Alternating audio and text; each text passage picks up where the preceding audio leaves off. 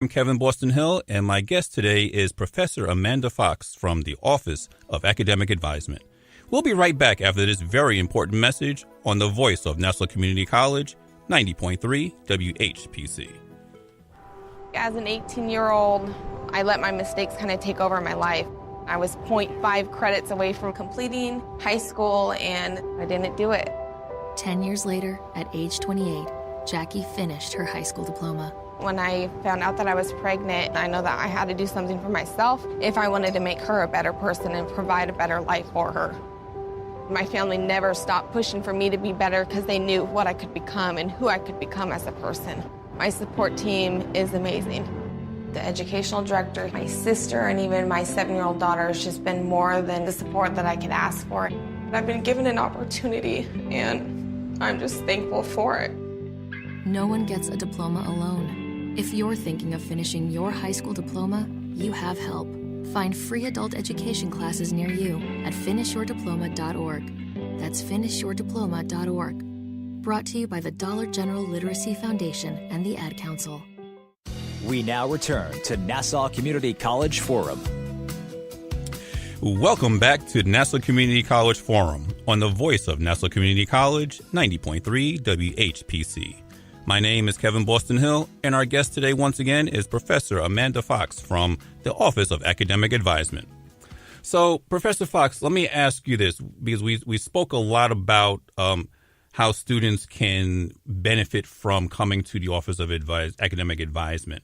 Now, and we briefly touched on the registration period and so forth. So, let's say for any given semester, without giving any particular dates out, when can I register for the next class? How long is that period? And what is the actual role of academic advisement as opposed to registration? That is an excellent question. Thank you for asking that. Really, they are two totally separate functions. So advisement is ongoing. Advisement is all the time. And you don't need to wait for registration to begin for the next term to come in and talk with an advisor. We encourage very much students to be prepared, to start thinking way ahead of time before registration even gets announced, what dates are happening when, to start coming in and talking with us about what that next semester is going to look like, because preparedness is 100% the name of the game. Yes. Students who register earlier get the better selection of times and days. This is how it goes. So although registration for spring typically doesn't happen until, let's say, the middle of November, that doesn't mean that a student could not come into our office right now to start talking about what those courses are going to look like and what their interests are going to be. The registration piece is a totally separate function. Once registration opens, students use our online system to actually select whatever days and times for courses previously discussed work for them. Right. So whether or not they come in the evening or on the weekend or during the day, that's not something that our faculty have conversations with students about unless there's a specific question about, is this course offered on the weekend? It's really more about their academic program, their progress, their interests, their goals, and trying to line up our course offerings with that. Registration is much more of a, student's home and whatever environment they're comfortable in, just creating those days and times that work. Okay. And, and what happens, heaven forbid, I fail a class. Okay. Then what would be my recourse at that point? Can I repeat a course? And if I can, how often can I repeat it? And how does that impact? Great questions. Excellent questions. So yes, heaven forbid it does happen. Again, that process that we're talking about, trial and error. Students withdraw, students sometimes fail. Our new students, although they're maybe commuting very close to home, it's a totally different environment. And sometimes you just don't absorb or understand the rules right away. So, failing is something that we don't ever encourage, of course, but does happen. Yes, you can repeat a course. We always suggest the first thing that you do if you do fail is repeat a course, simply because the way that it works here at NCC is if you fail a course, it is the most recent attempt that counts for your grade point average.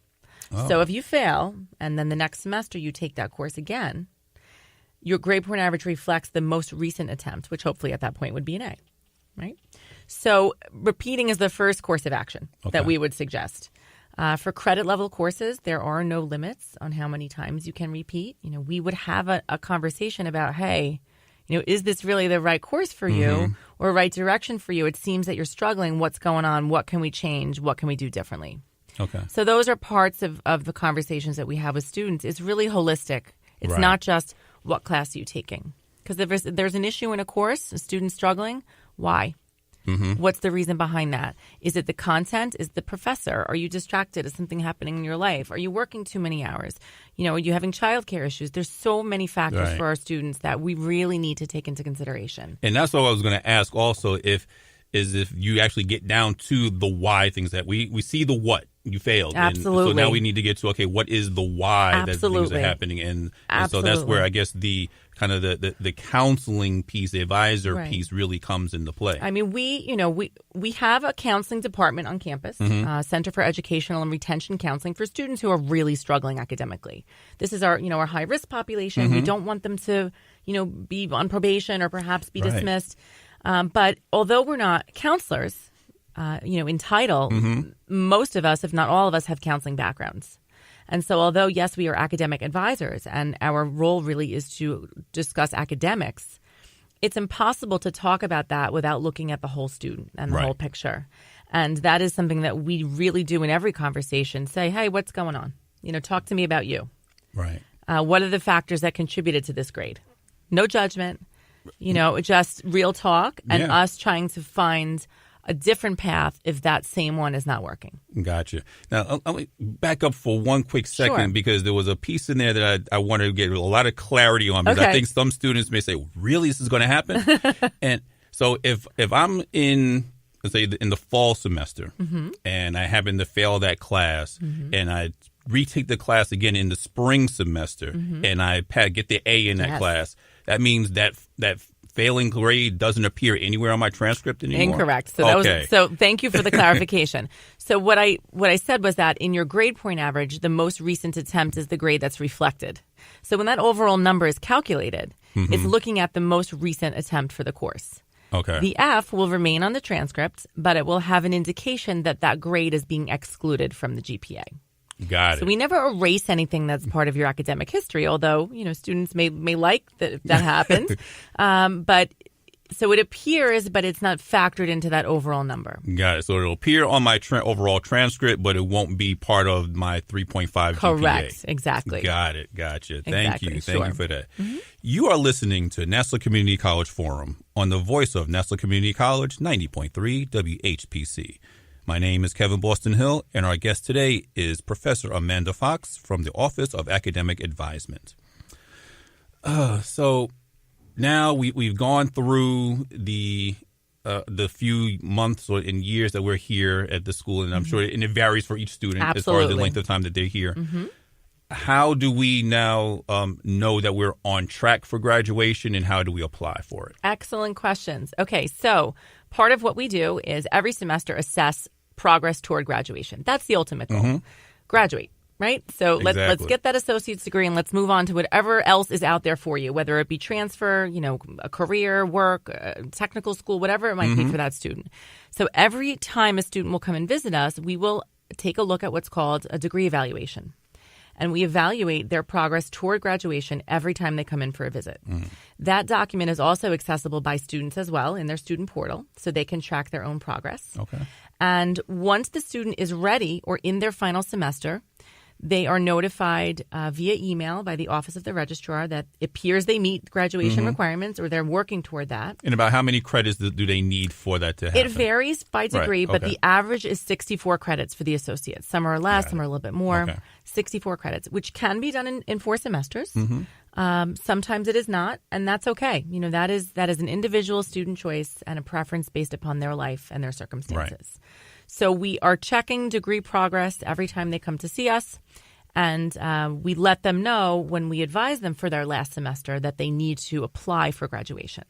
We don't necessarily know that they're done. They have to tell us that they know that they're done. Right. And at that point, a student would have the opportunity to attend the commencement ceremony in May, which is a beautiful ceremony and we do an excellent job with, in my opinion. Or, just to have the diploma conferred to them, whatever their personal preference is. But they do need to actually fill out a graduation application in order to have that degree conferred to them. Okay. And so do they have to do that in person? Can they do that online? Or online in their student portal. Under the registration section, there's something called My Records. Okay. And in that tab, there is the online application for graduation. Got it. And would they have to do a similar process if they were just transferring schools, or how is that process? Totally different. Okay. Transferring schools would mean that a student would apply to that next institution and be asked to provide an academic transcript from Nassau Community College to that institution. Okay. So the location to find that transcript request is in the same place. It's under My Records, but you need to provide the address as to where you would like that transcript sent. Gotcha. Okay. And I guess the other question that I want to find out is, as we're matriculating through, and as part of the advisement for coursework, would there be any advisement as far as clubs or any discussion on extracurriculars that students may want to get involved with, or any internships that they may be able to come, or is that just through their department? Absolutely. I think it really depends on the nature and the direction of the conversation. Because, some of our students are very eager to get involved, to be out there, to be active, to be networking, to be meeting people in the field that they're choosing to go into. And I know that our student activities program is strong. And we make a lot of referrals to student activities, to clubs, to different workshops, seminars that we have on campus, things that students really should be paying attention to. I know we also have a very strong service learning area. Yep. And an internship program. So we do work closely in terms of being that liaison. And because we're the hub and students have questions, they don't know where to go, so they come to us. Right. We are, always equipped to be able to make that appropriate referral. But if students express an interest and, appear to be very eager and wanting to get out there and get involved, we can always point them in the right direction. Okay, great. And is there a way or a mechanism that you all maybe advertise your services out there? I know you said you want the students to come seek you out, but how do you let people know that, we're here, just come on by whenever you need to, when you have an issue? So we do a number of things. We do a lot of email communication to students. We have a text message system that we use to let students know about upcoming dates. So, hey, registration's starting, come on in and see an advisor or your faculty advisor. We do outreach sometimes in, public spaces on campus where we'll have a couple of our staff available to just be there to answer questions. We do workshops, on occasion. So we try to put ourselves out there and bring ourselves to the place where we know students are. Gotcha. So let me ask you, if you had one final nugget of information to share with our audience, what would that be? Advisement is a critical component to success. It is one of the key aspects of retaining students and students persisting and graduating. Even if you think you know, and you might, check with somebody. Do a check-in. Register for courses and just pop in to either your department or to our office if you're not affiliated with an academic department, and let us just review your degree progress. Let us take a look, because what we don't want is the student believing that they made a correct choice. And then in the end, guess what? It wasn't. Right. And now we have a little bit of a mess that we need to clean up. So it's really important and imperative, actually, that the student just have a brief conversation with somebody to make sure that they're on track. It's really, really, really critical. And I would assume that the earlier the better. Absolutely. Yes. Early bird gets the worm. That is for sure. Great. So we'd like to thank our guest today, Professor Amanda Fox from the Office of Academic Advisement. Thank you so much for coming today. We really appreciated it. My name is Kevin Boston Hill, and thank you all for listening to Nassau Community College Forum, right here on the voice of Nassau Community College, 90.3 WHPC.